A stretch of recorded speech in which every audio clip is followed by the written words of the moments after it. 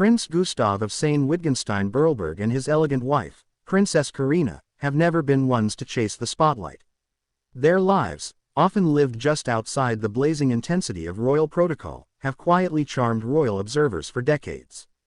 But their recent unexpected return to the beloved Gråsten Castle has reignited a wave of royal nostalgia, public curiosity, and emotional celebration across Denmark and beyond.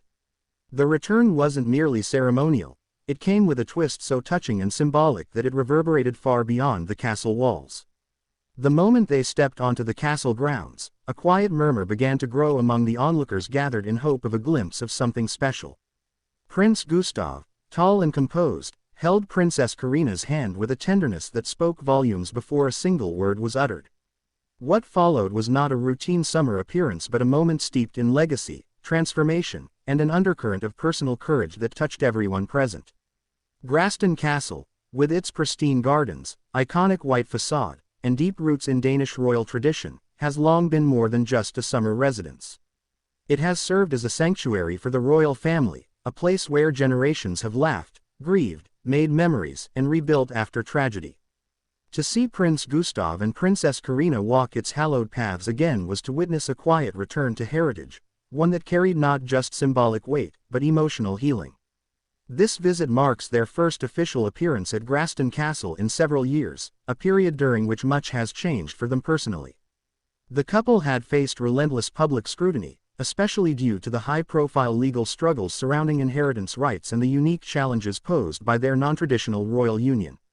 For years, their story was shaped by courtroom battles and tabloid speculation. And yet, this reappearance was a bold declaration of continuity, of resilience, and above all, love. The heartwarming twist, however, came in the form of a delicate figure walking closely behind them, a small child, flanked protectively by attendants. Whispers gave way to a collective gasp as it became clear that this was Prince Gustav and Princess Carina's young son, the child whose arrival in 2022 via surrogacy had both delighted and stirred debate within royal circles. His presence on the castle grounds marked a deeply symbolic chapter not just in their family's story but in the story of the Danish monarchy itself. For the first time, their son was introduced to the royal heartland of his lineage, his tiny footsteps echoing through centuries of royal tradition. This unannounced family moment quickly became a symbol of quiet triumph. For years, Prince Gustav and Princess Carina had fought to protect their right to love, to marry, and to start a family on their own terms. Their son's appearance at Gråsten Castle was not just a photo opportunity, it was an unspoken affirmation of belonging. He was now a visible part of a living royal legacy, walking among flowerbeds once roamed by Queen Ingrid, Queen Margrethe, and generations of Danish princes and princesses. Observers noted how the couple moved with purpose, pausing only briefly to greet staff and locals who had long waited for their return. There were no grand speeches or choreographed moments, just an authentic walk through grounds that held memories of summers past. In many ways, their silent gestures said more than any royal proclamation could. The castle, which had once witnessed their absence due to tradition and controversy, now stood witness to their restored place in the royal tapestry. It is no secret that the couple's love story has been anything but conventional. Their decades-long romance was marred by strict family inheritance rules that prevented Gustav from marrying Carina without forfeiting his inheritance. But when these arcane laws were overturned, their 2022 wedding was more than just a union, it was a long-awaited vindication. That moment, however, was private. The return to Gråsten Castle felt public, generous, and deeply inclusive. Royal watchers have long argued that the Danish monarchy's greatest strength lies not in its ancient roots but in its ability to evolve. Queen Margrethe herself, though famously traditional in many ways, has shown grace and flexibility in dealing with modern royal dynamics. Her acceptance of Gustav and Carina's son, reportedly confirmed privately within family circles, represents a quiet yet profound shift in how royal legacy is preserved in the 21st century. Locals in the nearby town of Sonderborg, who often gather to catch glimpses of the royal family during the summer months, described the atmosphere as reverent. One elderly woman who has lived near Gråsten Castle for over 50 years said she hadn't seen such a quiet outpouring of affection since Queen Ingrid's last public walk on the estate. She called the young child's appearance a beautiful surprise that made the royal tradition feel alive again. Behind the scenes, it's believed that Queen Margrethe herself quietly encouraged Gustav and Carina to bring their child to Gråsten. Though not formally part of the Danish royal line of succession, their son represents a modern royal family's answer to questions of inclusion, identity, and legacy. His visit wasn't about titles or protocol, it was about presence. It was about belonging. The symbolism ran deep. That this moment took place at Gråsten, the spiritual home of the royal family's summer memories, was no accident. Gråsten is not just a residence, it is where young royals are formed, where they are introduced to the Danish people not through press conferences or grand events, but through quiet walks, balcony waves, and shared moments of simplicity. By bringing their child there, Gustav and Carina aligned themselves with this cherished tradition, while also writing a new chapter in its story. The Danish press, usually restrained in tone, echoed the emotional resonance of the visit. Columnists wrote of a day that softened the divide between history and hope. There was no political agenda, no formal royal business, only the presence of a family stepping confidently into the light after years spent behind a curtain of legal and societal restrictions. International royal watchers, particularly those familiar with the British and Swedish monarchies, praised the Danish royal family's approach to embracing modern family structures. Commentators pointed out how rare it is for aristocratic lines to openly celebrate children born through surrogacy. The understated way in which Gustav and Carina's son was introduced, without fanfare but with undeniable inclusion, set a new precedent for royal engagement in Europe. It was also telling that Prince Joachim and Princess Marie, who were recently in the spotlight for their relocation to the United States and their own struggles with royal titles, sent a private message of support. Insiders say that Queen Mary of Denmark, known for her modern and empathetic approach, also welcomed the family's reappearance at Gråsten and may even have helped coordinate the private logistics surrounding the visit. What the world witnessed at Gråsten Castle was not just a royal appearance, but a declaration of peace, between old tradition and new possibilities, between history and modernity, between royalty and the everyday people who cherish its human side. In a world where monarchy can often feel detached, this moment grounded it in something undeniably real: family. The public's response was overwhelming. Social media lit up with warm messages, videos of the family walking through the gardens quickly went viral, and longtime supporters of the couple celebrated a moment they feared might never come. They didn't just return, one fan wrote online, they reclaimed their space in the story. It is perhaps in these quiet gestures, in these deeply symbolic acts of return and reconciliation, that the future of royalty lies, not in titles or decrees, but in the capacity to evolve, to include, to love. And in the face of such a touching royal chapter, and as the question echoed across royal circles, media outlets, and millions of devoted followers around the world, could this heartfelt moment at Gråsten Castle be the beginning of a new, more human era for Europe's most beloved royal families? The truth was already unfolding quietly in real time. The presence of Prince Gustav, Princess Carina, and their cherished young son wasn't merely symbolic of familial unity. It became a living testament to change, compassion, and the shifting identity of what royalty must mean in the 21st century. Royal families around Europe have long walked the tightrope of tradition versus transformation. But rarely has one moment so elegantly straddled the divide. As the young boy toddled alongside his parents down the gravel pathways once graced by Queen Margrethe and her late father, King Frederick IX, it was impossible not to feel the profound sense of generational continuity, softened, warmed, and reshaped by modern love. Observers were quick to recall how Prince Gustav, despite being born into one of Europe's most noble houses, was long denied the full freedom to follow his heart. His decades-long partnership with Carina Axelsson was marked by resilience in the face of legal barriers, societal judgment, and the complicated heritage of dynastic succession laws. The couple's journey from quiet defiance to full recognition became emblematic of broader shifts within Europe's monarchy systems, shifts that demand authenticity over image, heart over protocol.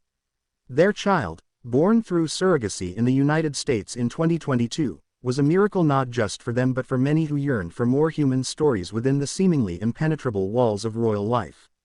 While some voices within the old guard grumbled at the unconventionality of it all, the vast majority of the public saw the boy's existence as a beautiful extension of love that had waited too long to bloom under official recognition. And now, that love had come full circle. paraded not with trumpets or titles, but through the serenity of a summer stroll at Denmark's most iconic royal retreat. The reaction among the Danish populace was especially telling. Traditionally respectful of royal privacy, Danes are not known for erupting in fanfare. But online platforms, royal blogs, and even neighborhood cafes buzzed with emotion. Children pointed at images of the young family on TV. Grandparents recounted old memories of Queen Ingrid hosting picnics on the same lawns. Young adults, who may have grown distant from the idea of monarchy, found themselves unexpectedly moved. It was no longer about crowns and castles. It was about watching a family rise. Gråsten Castle has always held a special place in Danish hearts. Unlike the stately Christianberg Palace or the formal Amalienborg, Gråsten is personal. It is where the royal family goes to be themselves. And it is here, among wild roses and ancient hedgerows, that a new image of royalty was gently unveiled, not in grand banquets or balcony waves, but in the sound of a child's laughter mingling with birdsong on a warm afternoon. Insiders close to the family have since confirmed that this visit was planned with quiet precision. While unannounced to the public, the Queen had been informed in advance. Her blessing, though not spoken publicly, was understood deeply by those within the royal household. She, more than anyone, understands the value of balancing tradition with evolution. The Queen's own reign, filled with moments of carefully navigated change, set the tone for her nephew's return. And though she was not photographed with the couple on this occasion, many expect that more formal acknowledgements may follow in the future. Indeed, whispers suggest that this visit may become a regular part of the summer season going forward. Discussions are reportedly underway about future appearances, charitable involvement by Gustav and Carina in Denmark, and even subtle integration of their child into family events. None of it would break protocol, all of it would gently reshape it. That, perhaps, is the quiet genius of this moment. There was no upheaval, no rebellion. There was only grace. In an age when the British royal family battles constant headlines and controversy, and where other European monarchies face declining popularity, the Danish royals have once again shown that the most powerful act of leadership is empathy. By accepting Gustav and Carina's journey, the monarchy didn't weaken, it became more relatable. International reaction has been similarly glowing. Royal analysts in Sweden and Norway praised the family's transparency and emotional authenticity. British royal watchers, ever attuned to the drama unfolding with Harry and Meghan, drew parallels and stark contrasts. While the Sussexes' narrative has often felt combative and media-driven, Gustav and Carina's story is quiet and affirming. Theirs is not a story of stepping back from duty, but of slowly stepping into a new kind of legacy, one that reclaims heritage without demanding old definitions. And still, even amidst the celebration, questions linger, not of controversy but of what comes next. Will this new chapter open doors for other modern families within royal institutions? Can surrogacy, same-sex royal partnerships, or adopted children find space in the historical frameworks that have for so long defined monarchies by bloodlines and marital tradition? Gustav and Carina, without making a political statement, have already given their answer.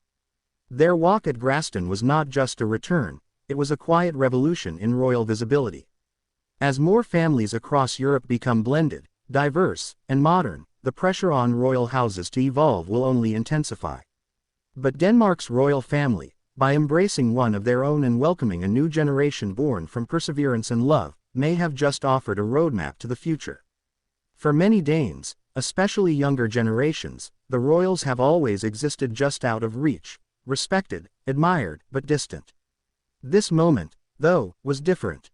It felt shared. Gustav and Carina's presence wasn't polished or stiff, it was organic. Their child's shy curiosity, the way he looked around at the towering hedges and colorful blooms, reminded everyone that legacy is not merely inherited, it is lived. And perhaps most telling of all was how the royal guards, stationed as always at their posts, stood not in rigid formation, but with soft smiles as the family passed. The entire scene felt less like a display and more like a homecoming. A home not just reclaimed, but redefined. In the days following the visit, commemorative pieces began appearing in local papers. Some shared vintage photos of Queen Ingrid at Gråsten with her grandchildren.